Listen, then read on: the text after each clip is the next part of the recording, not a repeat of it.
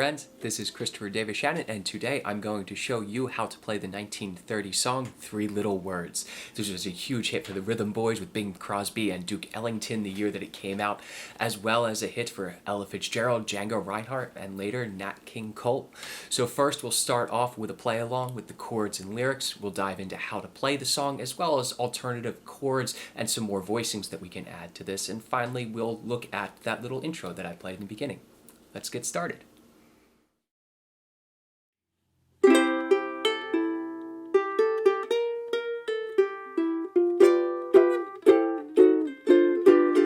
Three little words, oh, what I'd give for that wonderful phrase. To hear those three little words, that's all I'd live for the rest of my days. And what I feel in my heart, they tell sincerely.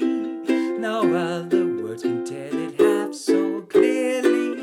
Three little words, and little letters which simply mean I love you. Three Little Words is arranged in AABA format, which means if we learn these first 8 measures with only 3 chords, we are 75% of the way through the song, and that seems pretty great to me. So first, let's just listen to these first 8 measures so we have it in our head. It goes a little bit something like this. 1, 2, 1, 2, 3, 4.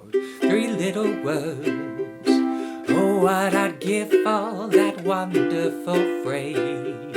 To hear those 3 little words. And then we just repeat that one more time. Now, our first starting vocal note is the C. That is on the 3rd fret of our A string and also contained in our C major chord, which is the first chord. Now, I'd like you to try using your pinky to play the C here, which might seem a little bit odd, but it's going to set us up to play the next chord much more easily. And we always want to be looking ahead in music so that if we don't have to change our fingers around, we don't. Efficiency of motion and making things easier for ourselves is part of playing an instrument.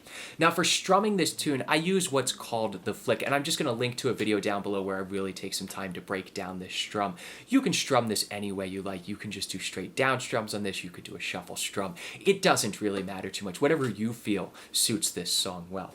So we'll be starting out on the C major chord, and we're going to play it for 3 measures or 12 total beats, and then we're going to go to an E flat minor 6th. You're going to put your middle finger on the 3rd fret of the G string, your ring finger directly next to it on the 3rd fret of the C string, and then your first finger on the 2nd fret, the G flat, on your E string. And that pinky's going to stay right where it is, because remember, that's how we were playing the C major chord.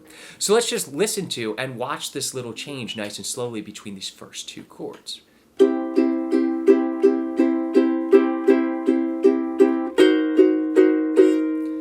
And then from here, we're just going to our regular old G7th chord. And if you look at this shape that we have here, this is the same as the G7th. We just got to slide it down 1 fret.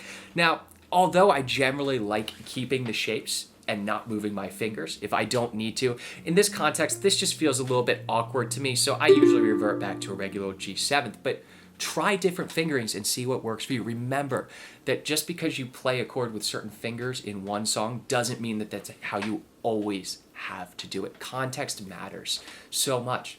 And now we're just going to sit on this G7th for 4 measures, and then we're back to the top of the form. It's actually a very easy little tune, but I want to go through this at a very slow speed so we can really address getting to that E minor 6th chord, E flat minor 6th, which you might not have played before. So let's take this tempo down and try it together. I'll call out the chords as we go. 1, 2, 3, 4, and C. 2, 3, 4, 3, 2. Now E flat minor 6th. Down to G7th. Stay here for 4 measures. 2, 3, 4, and back to C. 2,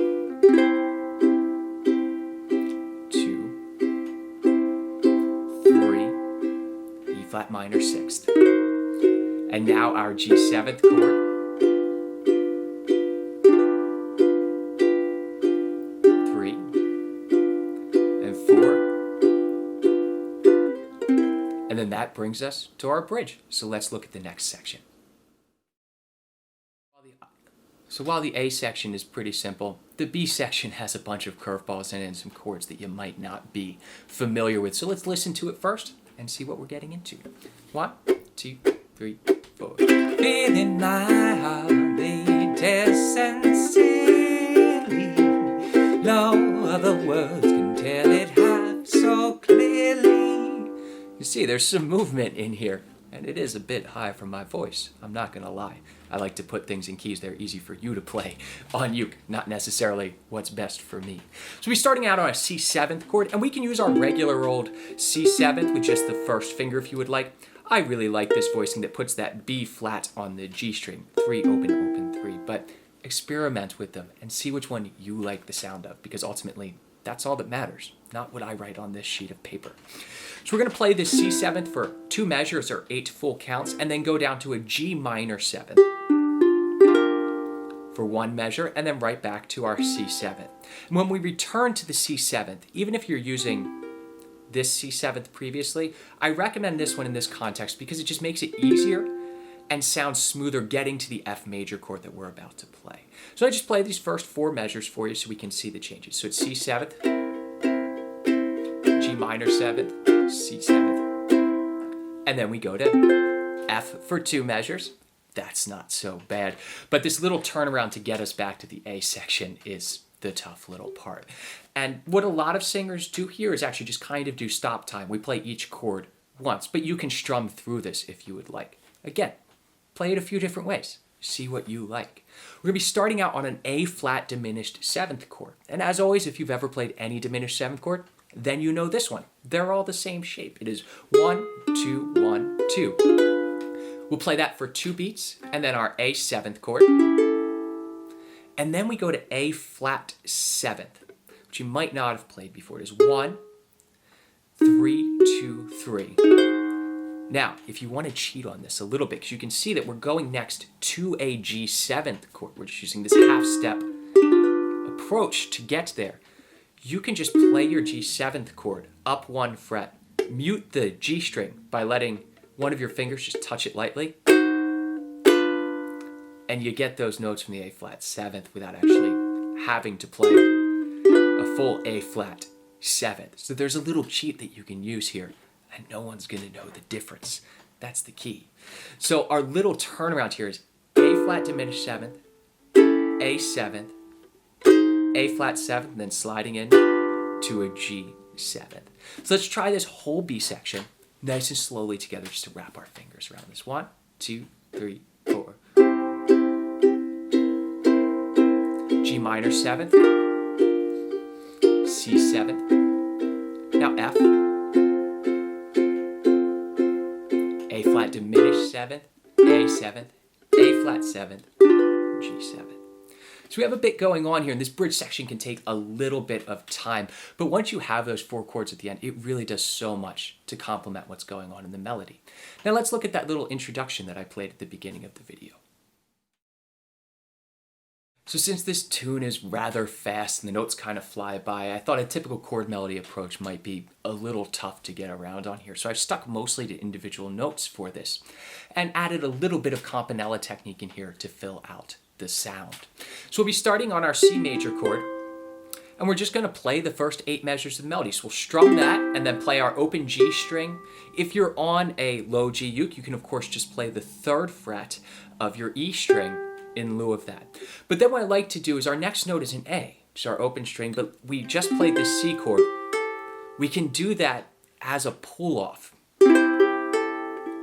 and then pluck the E string, which is our next sustained note. And using that pull-off just smooths out the sound a little bit, and plus we don't have to worry about returning our right hand to that A string. And then we have just G, A, G. That's not so bad. Open strings, my friends. If we have them, use them. And then over the E flat minor 6th chord, we have 2 B flats. And what I've done is arrange this so they're on different strings. So they're both ringing out together. And then likewise, we'll pull off on that 2nd B flat to get the A at the end of the measure. So let's just listen to this slowly, the first 4 bars of the intro.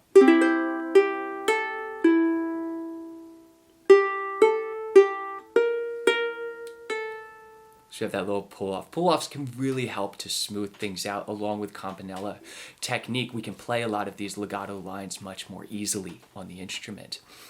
And then at the end here, this is our G7th chord. So we're going to play our open G. Our next melody note is open E. And then we go to an F, which is the 7th of our G7th chord, but we're not going to play it here on the 1st fret because we're going to set ourselves up to play the rest of the melody. And the melody ends up on the 7th fret here, so we want to find an F up here, which will be the 5th fret of our C string. That's our F. And then what we can do is we're playing this F, you're really going to lay down this G7th voicing, open 5, 7, 5. Because our next melody note is the D that's on the 5th fret. We'll put our pinky down on the 7th fret to grab the E, which is the 13th of the chord. So let's play those two measures.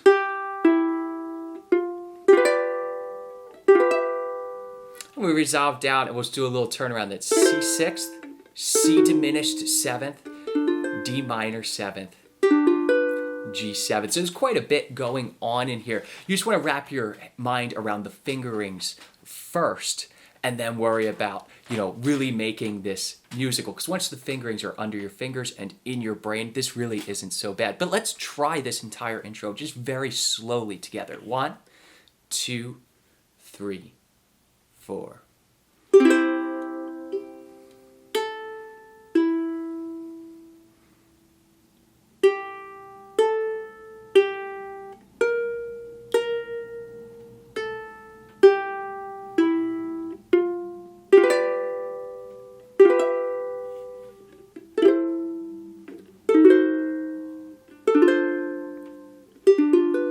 And that brings us right to the top of the tune. But now let's look at some fun chord voicings to use on this song. So while this tune sounds just fine with the basic chords, there's actually quite a few common substitutions as well as some voicings that simply support the song better, and I think they're very important to know. And the first thing is that this first lick that we play, C, G, A, E, spells out for us a C6th chord. So let's use a C6th chord with that added A here. And if you've been watching this channel for a while, you know this is my favorite chord voicing, and probably your most hated one. But you'll learn to love it if you try it enough. So we'll use this C6th, and this really does two things. It supports the harmony and the melody better, but also because it's a 4-note chord where we're actually voicing on each string as opposed to using open strings, we have more control over the left hand rhythm here, which is really important in swing music. Now when we get to measure 4 in here, that E flat minor 6 that I showed you all earlier is what is now commonly played, but it's not what's in the original recording or the original sheet music, but is what we will typically hear. So I want to give you two other options here. So the E flat minor 6th is a great option because the melody note's a B flat. We're really listening for this E flat here. This is the other important note because it's walking us down from the E in the C chord, chromatic movement, down to the D, the 5th of our G7th chord. So it's giving this nice voice leading. So we want that E flat in here as well as a B flat. Now in the original music, what was actually used was a C diminished chord. I believe they called it an E flat diminished 7th chord, which is an oddity here because there's no B flat. There's a B double flat in this. So using the E flat minor 6th voicing makes a lot more sense in this context, but not was originally written. And this does really sound fine because again, we get the voice leading in this bass voice here, walking down to the G7th. The other fun one that you can use in lieu of either of these is an E flat 7th chord, which sounds a little bit funky, but has a nice little extra spice to it because it's more jarring than either of the other two are.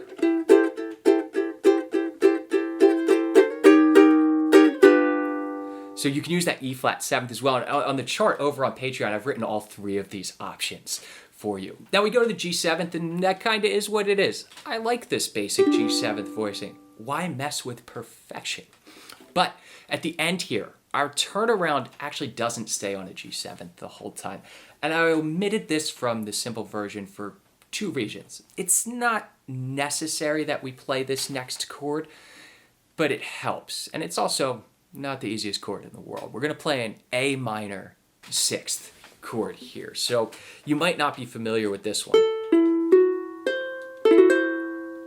And you think this is actually that C6 that we played before? This is really just one note off of this. We're adding an F sharp, that sixth, to an A minor chord. And that's going to resolve us to a G7th. But if I'm coming from here, I like to use this G7th here before resolving to the C6th. And you can play with different voicings, obviously, and see what you like. So let's listen to just two choruses of this, and I'm going to sub out that chord in the fourth measure a couple times so you can hear what's happening here.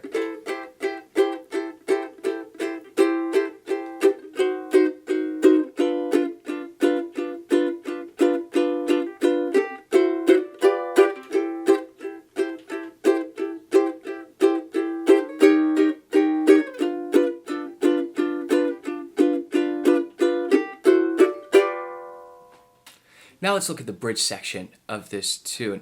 Much with like that opening C6th chord, life can be a lot easier if we don't have open strings when we're playing swing style music. So I like to use this C7th. And the other reason for this is, remember that we play it for two measures. At the end of that second measure, we can actually walk up to a C sharp diminished seventh, which has a nice clash with the melody.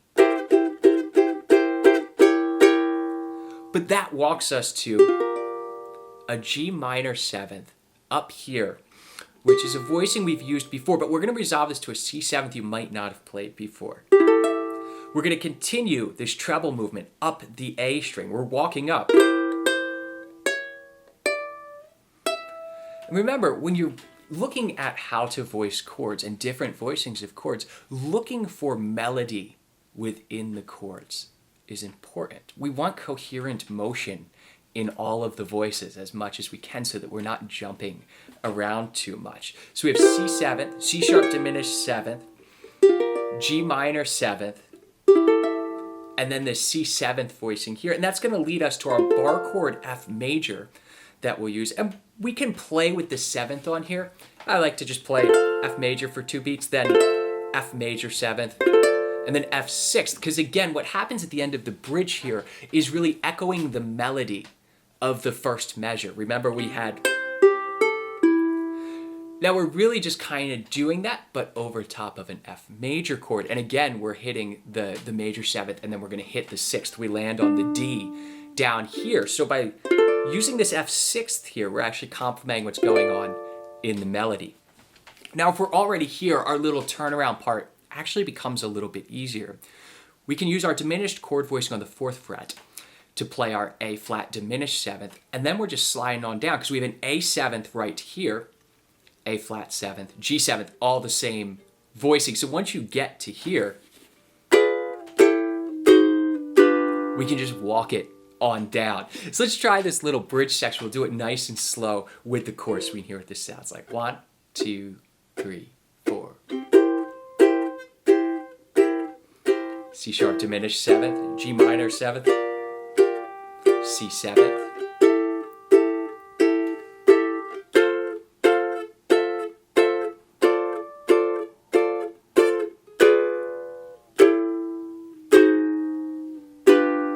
and that brings us to our last little A section, which we're going to change just the last four measures here because the melody is different and we want chords that support them. So we'll start out again on our C6th chord, and then we can use any of our three options for the fourth bar in this section. Then when we get to this G7th here, something a little fun happens, and I stole this from the original sheet music. I don't hear many people playing it like this today, but it's kind of neat. And a lot of people will play G7th, D minor 7th, and G7th, C. But what we originally have is G7th, and I'm going to use this voicing here because we're coming from a diminished chord or this. It doesn't really matter, but we'll use this voicing because we're going to walk it on up for a second. And we're going to play this for two beats, this G7th, and then F6th across the 5th fret, F minor 6th, which is going to make the A an A flat now, and then a G13, which we also used in the melodic intro because we have this E up top. But then we're going to leave that E here and play this C6th chord at the end. Open, open, 5, 7, which I think is a really cool voicing. So let me just play these last four measures of the tune for you so you can hear how this harmony work. So it's G7th, F6th, F minor 6th, G13, and then we end on C6th. I hope you all have enjoyed this little lesson, and as always, if you have tunes that you would like to be walked through and go about in this manner, please drop them in the comments and I'll add them to the list, and hopefully we'll get to them soon. Don't forget to like and subscribe, and if you really enjoy what happens on this channel, please do hop over to Patreon, where we have lead sheets and weekly tabs and live lessons and just a whole lot of fun. I'll see y'all next week.